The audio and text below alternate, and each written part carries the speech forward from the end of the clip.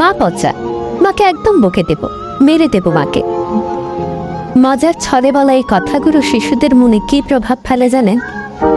অনেকে আছেন যখন দেখেন মা তার বাচ্চাকে শাসন করছে তখন মজার ছলে বলেই ফেলে, মা পচা, মাকে একদম বকে দেব। মজা করে বলে, আদর করে বলে, এতে কি বা যায় আসে?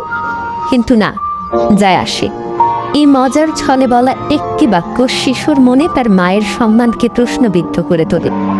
শিশু যখন দেখে তার মা তাকে শাসন করছে আর তারই খুব কাছের কেউ দাদা, দাদি, ফুপু, খালা মাকে পচা বলছে, তখন শিশুর মনে একটি কনফিউশন তৈরি হয়। সে ভাবতে থাকে তার মাই ভুল করেছে, বাকি সবাই সঠিক। শিশুদের মনে একটি দ্বন্দ্ব সৃষ্টি হয়।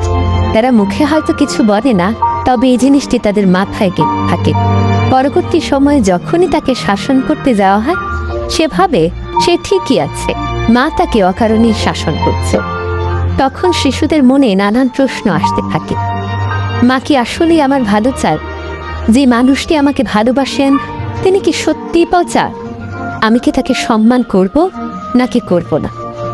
আমরা জানি মায়েরা তার সন্তানদের ভালো চান, আর শিশুরাও যেন এই মানসিকতা নিয়েই বড় হয়।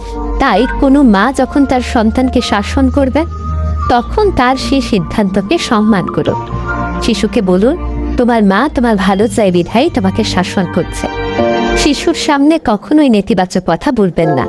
মা পচা, মাকে মেরে দেব, এই ধরনের নেতিবাচক কথাগুলো শিশুর সামনে বলা থেকে বিরত থাকুন। যদি আপনার মনে হয় মা ভুল শাসন করছে, তবুও শিশুর সামনে মাকেই সাপোর্ট করুন।